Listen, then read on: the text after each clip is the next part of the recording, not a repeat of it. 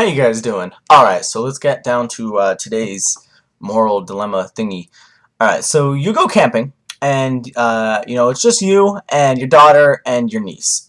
You were going to go just, on a father-daughter camping trip and, show her the wilderness, take her fishing and all that kind of stuff, because, mom's on, like, a business trip somewhere, so you guys figured you can go off and have some fun.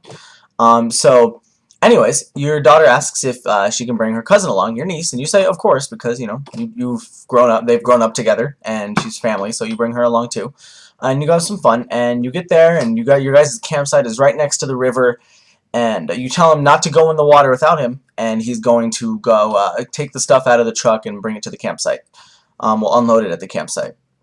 So you're unloading the truck, and then all of a sudden you hear a scream, and you go running, and you see that your daughter and your niece have decided to go swimming down in the river anyway, and they have fallen into a rip where this really, really strong water is pushing them both downstream, and they can barely hold themselves above the water. So you jump in and you swim out there to them, and you see that your daughter, she's struggling to hold her head above the water, but she's doing okay. She just looks like she's going to get tired fast. And your niece keeps going below water. She can't even hold her head above water. She's probably going to, drown pretty soon.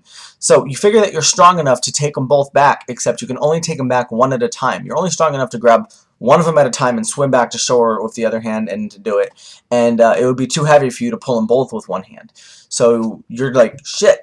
Who do you take? Do you take your niece, who looks like she's almost certainly going to die, back to shore first, and then go back get your daughter? Oh, by the way, you figure that if you take your niece back first, your daughter has a 50-50 chance of living.